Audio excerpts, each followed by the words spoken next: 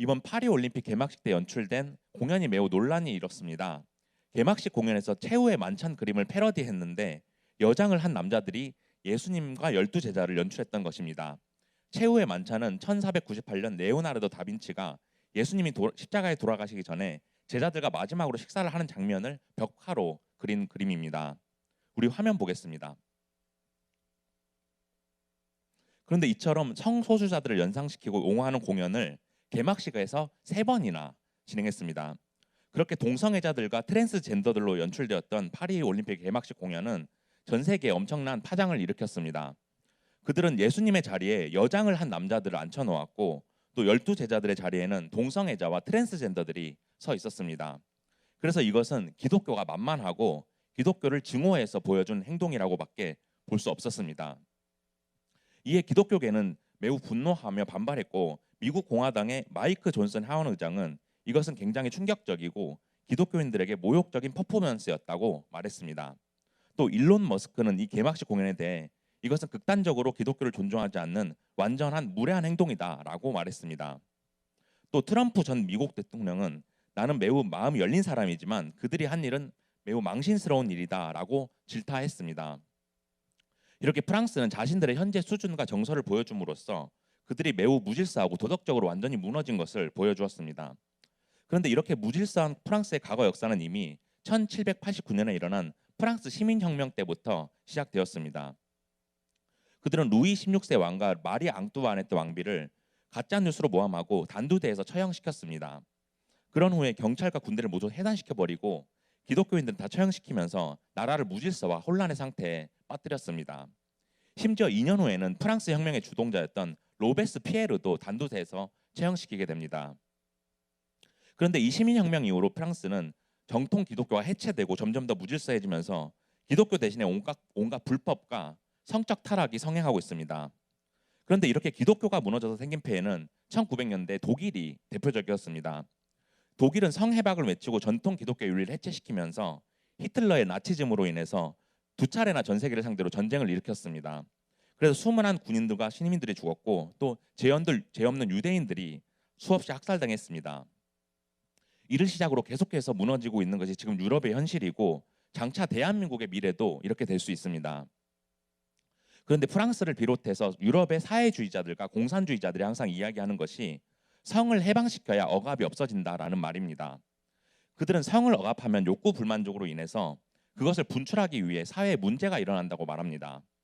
그리고 프랑스 시민혁명의 슬로건인 평등, 자유, 박애를 주장하면서 성해방을 주장하고 그것이 억압에 대항하는 수단이라고 말합니다. 하지만 이것은 도덕과 윤리가 해체되고 무질서와 무법에 빠지는 원인이 됩니다. 따라서 지금 유럽의 문제는 하나님을 버리고 그 자리에 쾌락주의가 들어온 것입니다. 왜냐하면 피조물인 인간은 창조주이신 하나님 안에 있지 않으면 불안하기 때문입니다.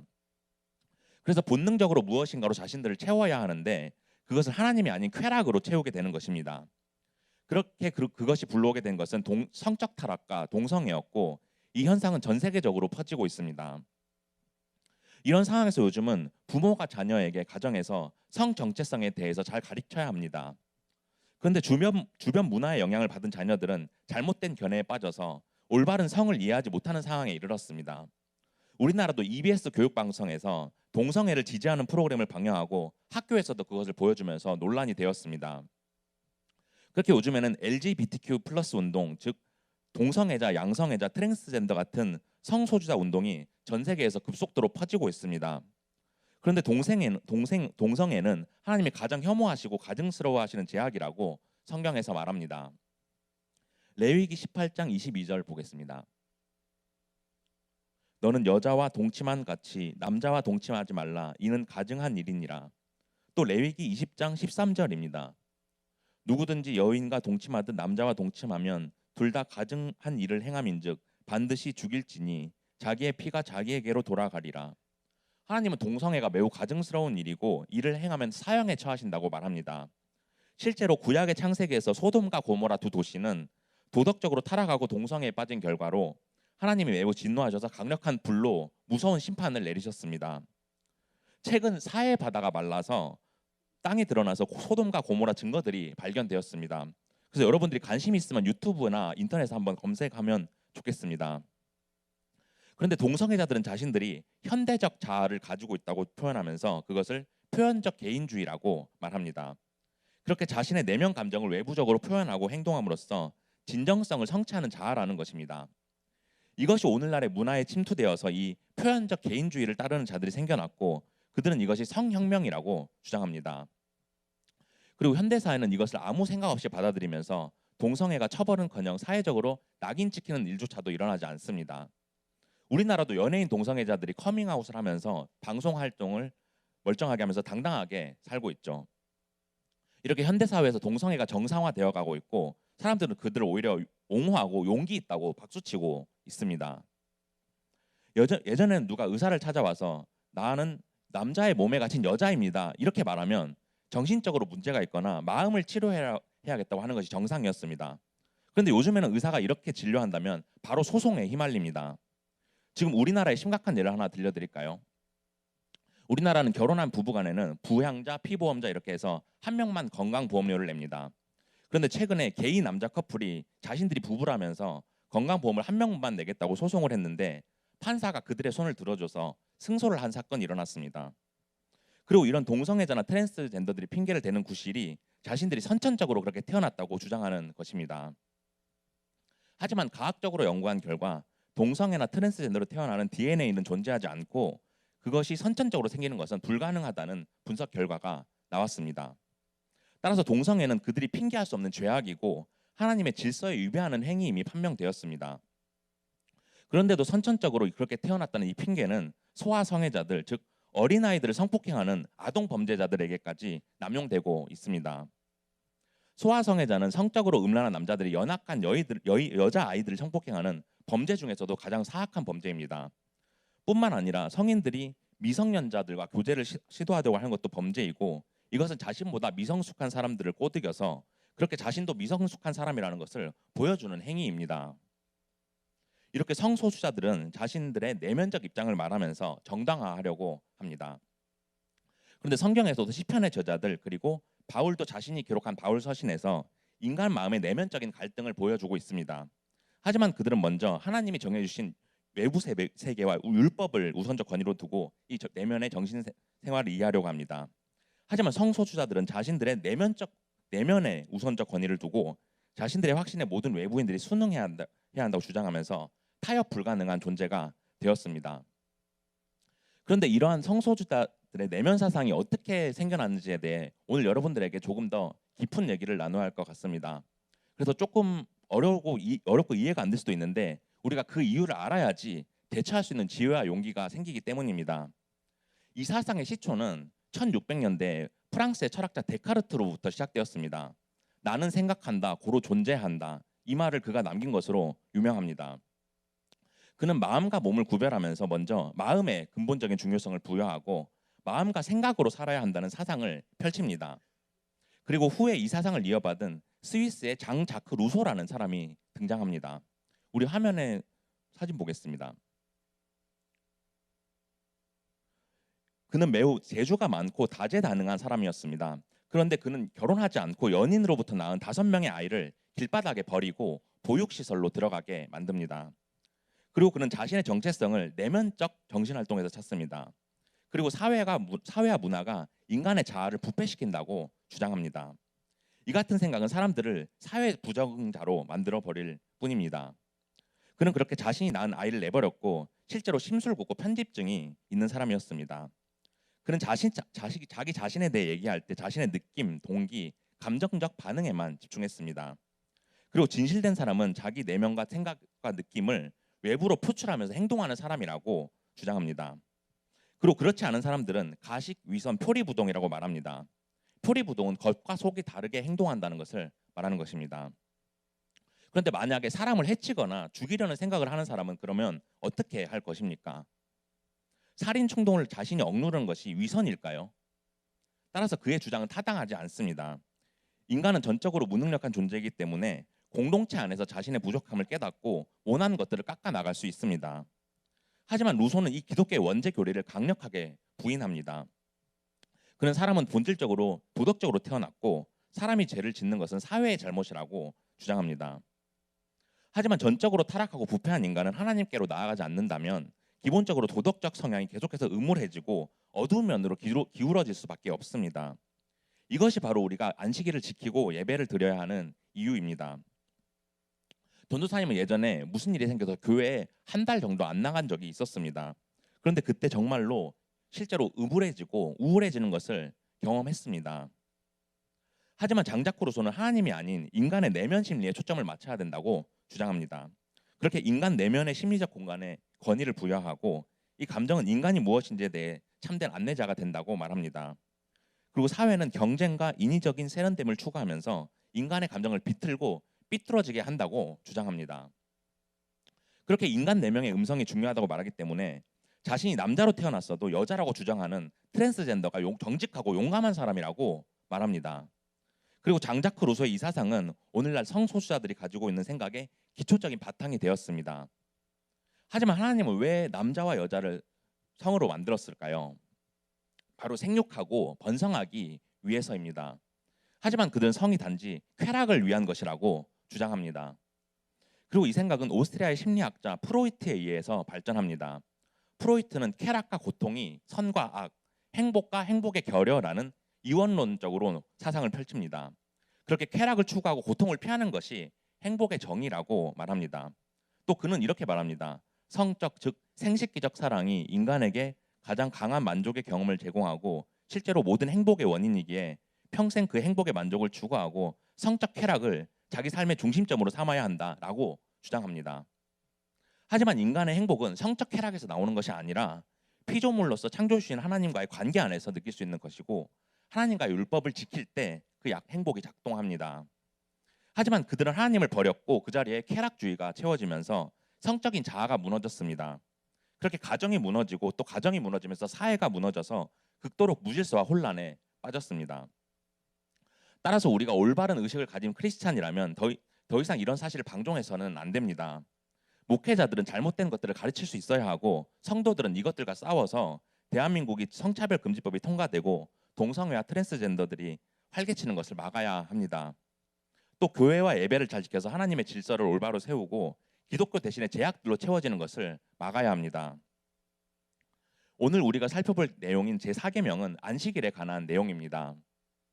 웨스트민스터 소유리 문답 제60문에서는 안식일을 거룩하게 지키는 방법에 대해서 이렇게 말합니다. 안식일을 거룩하게 하는 것은 그날 종일을 거룩하게 심으로 할 것이니 다른 날에 합당한 여러 가지 세상 일과 오락까지 그치고 그 시간을 공사 예배에 바쳐 사용할 것이요 그 외에는 꼭 필요한 일과 자선 사업에 사용할 수 있다. 여기서 우리가 주목할 것은 종일을 거룩하게 쉰다는 것인데 이것은 하루 동안 온전히 하나님을 기억하고 교제하면서 시간을 보낸다라는 것을 의미합니다. 따라서 주일에는 우리가 예배를 드리는 것뿐만 아니라 하루의 시간을 하나님을 기억하고 교제하는데 사용해야 한다는 것입니다. 그러므로 우리가 하나님을 중심으로 하는 안식일이 어떻게 지키는 것인지를 살펴보면서 주일에 하나님을 온전히 마음의 중심에 두기를 원합니다. 그럴 때 하나님이 명령하신 안식일에 관한 계명을 잘 지켜나가는 저와 여러분들이 되기를 축복합니다. 첫째로 안식일에는 우리의 마음을 거룩하게 드려야 합니다. 지난 시간에 우리는 10계명, 1계명에서 3계명까지 살펴보면서 선택받은 백성들이 이제 하나님이 주신 법을 지켜야 하고 그것은 우상을 멀리하고 하나님을 섬기고 사랑해야 한다고 배웠습니다. 이렇게 하나님의 사랑에 대해서 알려주신 뒤에 안식일에 대한 4계명을 주시면서 이제 하나님의 사랑의 원리를 어떻게 실천할 것인지를 명령하셨습니다.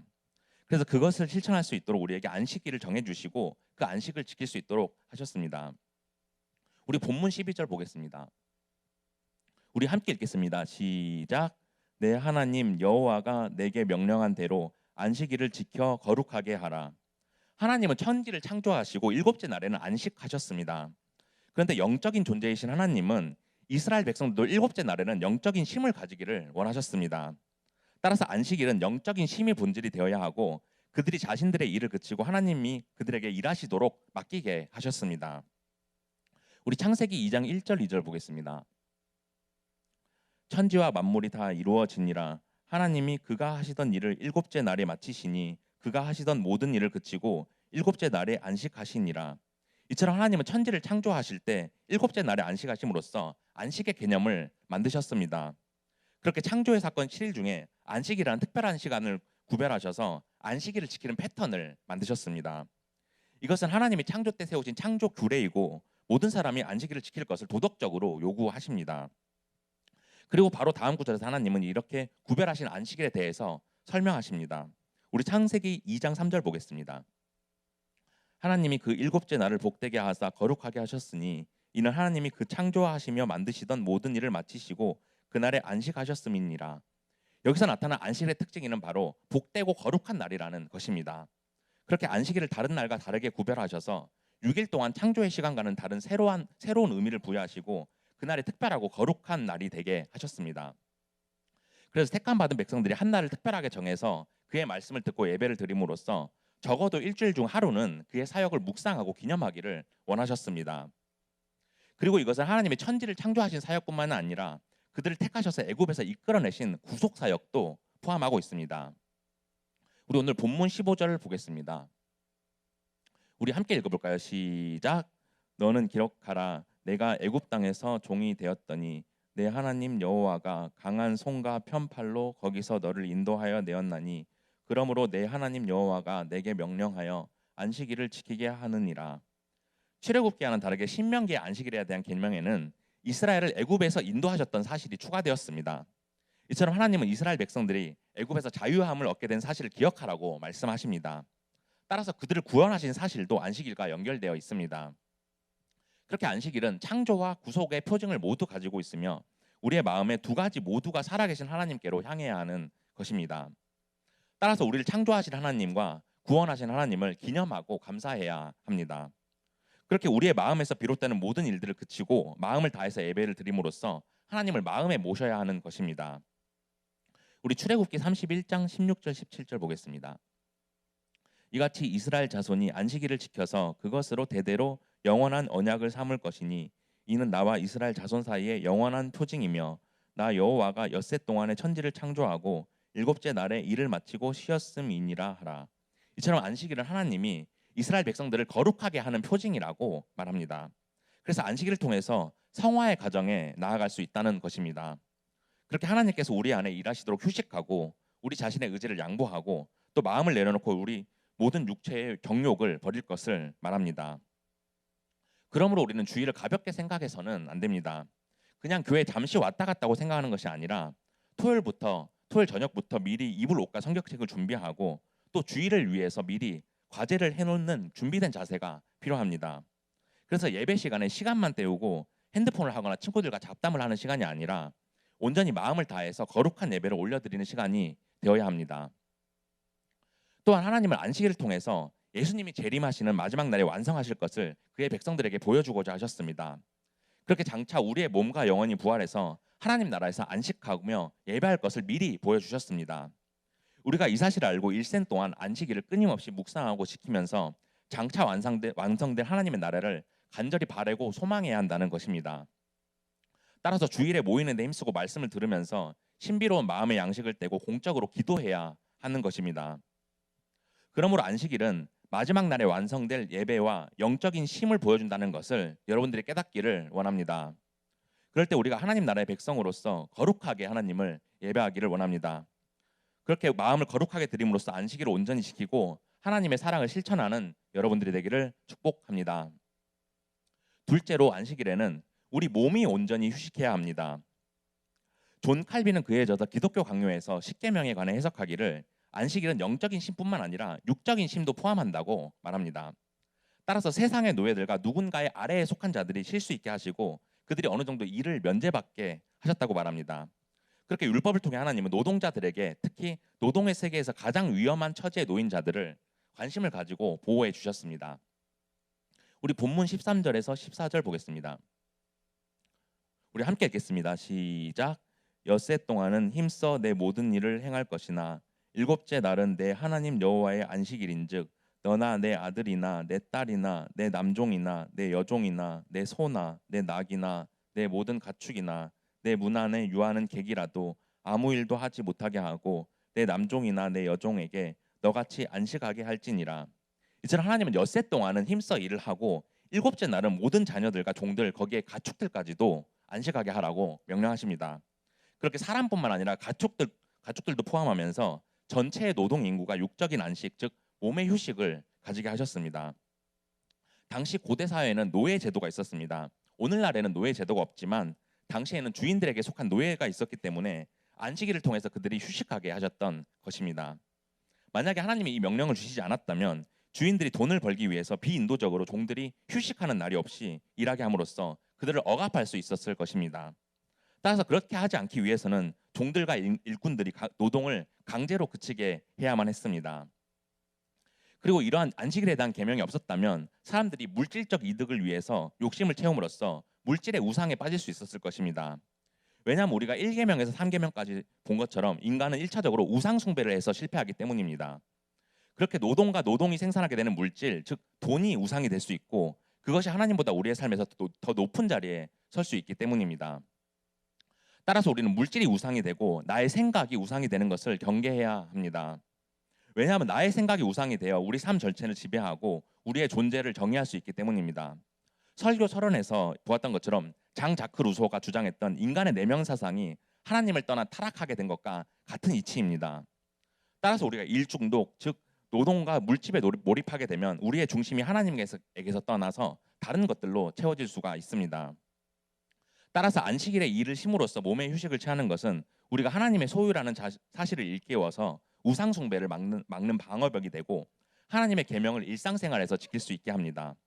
그렇게 우리는 거룩한 백성으로 구별되고 하나님의 소유라는 정체성을 가지도록 훈련받게 됩니다. 그렇게 하나님은 우리가 세상의 우상을 위해서 살아가는 것이 아니라 하나님과 교제하며 살아갈 수 있도록 안식일을 주셨습니다. 그렇게 우리가 주일에도 몸을 바쁘게 움직이면서 우리가 원하는 것을 쫓고 우리의 욕심에 따라 사는 것을 막으셨습니다. 그러므로 우리는 육적인 쉼이 의미하는 것이 단지 몸의 휴식을 의미하는 것이 아니라 그것에 담긴 진정한 의미를 생각해야 합니다. 그리고 이것을 보여주는 좋은 예가 있습니다.